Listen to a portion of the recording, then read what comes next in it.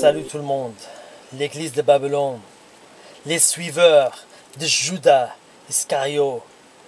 Dans Jean chapitre 12, versets 3 à 6, Marie, ayant pris une livre d'un parfum de nard pur de grand prix, oignit les pieds de Jésus et lui essuya les pieds avec ses cheveux, et la maison fut remplie de l'odeur du parfum.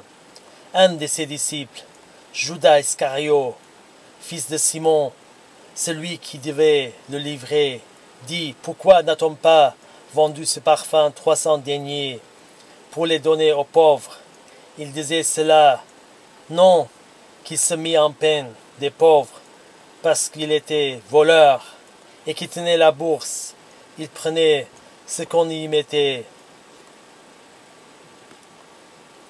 Les dirigeants de l'église de Babylone sont des voleurs et adorent le fric. Et ils trahissent Seigneur Jésus. Ils sont les disciples de Judas Iscario. Judas était un disciple de Jésus et marchait avec Jésus. Mais il n'a jamais aimé la justice. Mais il était un voleur.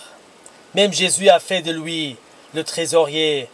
Il gardait l'argent avec lui. Peut-être il sera content de devenir un honnête disciple.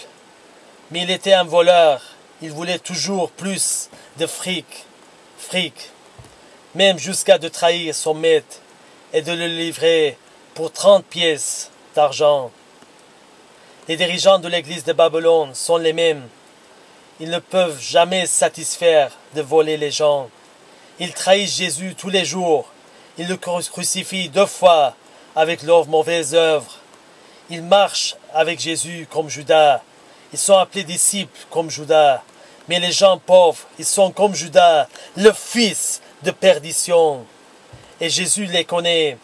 Mais il leur donne l'autorisation d'utiliser son nom, sachant qu'ils ne sont prêts pour le jour d'abattoir. Dans Luc chapitre 19, verset 27. Quand à mes ennemis, qui n'ont pas voulu que je régnasse sur eux, amenez-les ici et égorgez-les à ma présence. Sortez de l'église de Babylone. Vous êtes complices de leur vol et vous trahissez Seigneur Jésus en vivant une vie pleine de péchés. Et vous crucifiez Jésus 2 fois chaque jour. Repentez-vous avant que le Seigneur vienne et ôtera votre chandelier de son lieu, comme ce qui s'est passé avec moi. Ne soyez pas têtus comme moi. Grâce à Jésus, milliards de fois qu'il m'a réveillé, il m'a fait sortir de l'église de Babylone. Repentez-vous avant le grand jugement. Jésus vous bénira si vous lui obéissez. Celui qui rend témoignage de ces choses dit: certainement, je viens bientôt. Amen. Oui, Seigneur Jésus, viens.